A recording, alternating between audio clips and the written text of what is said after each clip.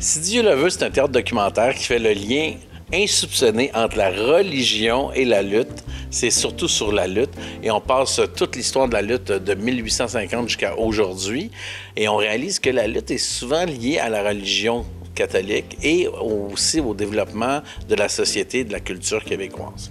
L'idée du théâtre documentaire sur la lutte est née lorsqu'un de mes amis, Mike et Benoît, m'ont demandé si j'étais intéressé par ce sujet-là. Et là, j'ai retrouvé dans mes souvenirs un souvenir d'enfance il y a longtemps, de moi et ma grand-mère qui écoutait la lutte passionnément, qui venait comme folle devant la lutte. Puis je comprenais pas trop pourquoi, mais moi aussi j'aimais un peu la lutte, mais pas autant que ma grand-mère. Et je suis parti de ça, je me suis mis à me demander pourquoi les Québécois aimaient tant ça, la lutte.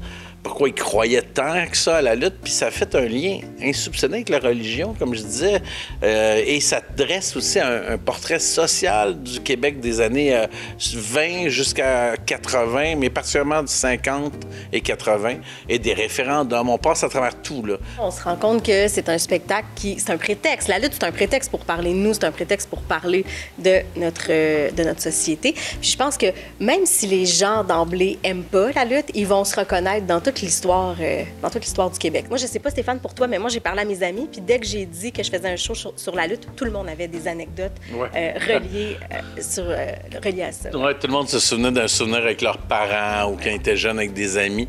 Tu sais, la lutte dans les années 80, c'était vraiment important. Puis c'est bizarre parce que cette passion-là a fini en même temps que l'Église un peu. Tu sais, à la fin des années 80, l'Église a perdu beaucoup de ses plumes. Et la lutte aussi, comme en même temps. Puis c'est ça m'intriguait. Y a-t-il un lien à faire entre les deux?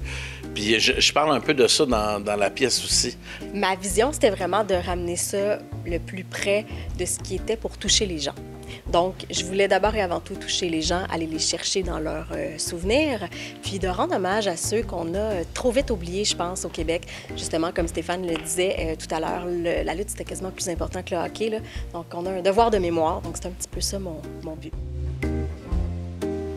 C'est une belle réflexion sur croire ou pas croire. Qu'est-ce qu'on accepte? Qu'est-ce qu'on laisse aller? Qu'est-ce qu'on décide de prendre pour acquis?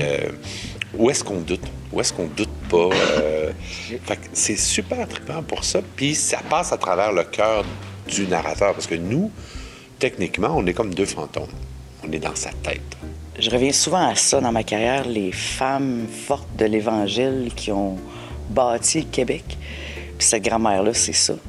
Ces espèces de femmes-là qui tenaient le fort quand les maris étaient partis, puis qui ont élevé leurs enfants tout seuls. Puis elle dit à un moment donné, croire aveuglément, c'est ça la foi. Puis je pense qu'elles avaient besoin de ça pour être capables de juste passer à travers la dureté de la vie à cette époque-là. Puis ça, je trouve ça formidable. C'est de rendre hommage à toutes nos grand-mères. C'est ça. Puis ça me plaît beaucoup, beaucoup. Elle se donne la permission d'aller en enfer quand elle écoute la lutte puis qu'elle devient enragée noire. Cette espèce de côté-là de je décharge toute cette pression-là. Moi, c'est pour ça que je trouve ça le fun. Puis mon Dieu, qu'il faut que tu te tiennes droite. Puis mon Dieu, qu'on regarde donc qu'est-ce que l'autre va dire puis qu'est-ce que l'autre va penser puis Puis tout à coup, là, tout seul en avant de sa télé, dans son salon, il n'y a plus rien de ça qui existe. Tout ça tombe. Puis je pense que c'est un exutoire qui est formidable pour les femmes comme ça. Puis même les hommes de cette époque-là avaient besoin de cet exutoire-là. C'est rare qu'on montre ça parce qu'on veut pas voir ça. On veut les voir encore toutes belles, toutes cute, toutes gentilles, toutes... Maintenant, ça prend un exutoire. Puis dans ce show-là, c'est là l'exutoire à travers la lutte. Le prêtre, c'est comme tout le dogme religieux, je dirais même un peu suranné du Québec, tu sais, où... on re-questionnait pas, on acceptait, puis parce qu'on acceptait, ben, eux décidaient, puis ils imposaient. Lui-même, tu sens le doute s'installer, peut-être grâce à la boisson, mais tu sens le doute s'installer chez lui. Puis ça, j'aime bien ça, parce que, comme je disais tantôt, j'aime le doute. Puis ce curé-là va essayer de maintenir jusqu'au bout, à travers même des citations, des passages des livres sacrés, tout ça, tu sais. Aujourd'hui, je pense que le regain de la lutte est une réponse à l'anxiété qu'on a socialement. Il y a un désir de vouloir aller ça revient. Crier l'absurdité de la vie à travers tous ces personnages qui jouent le jeu, là. C'est un show, je pense, qui parle à plusieurs générations. Fait que j'ai hâte de voir qui sera dans ces salles-là. À qui ça parlera, ce genre de show-là. J'ai hâte de voir ça.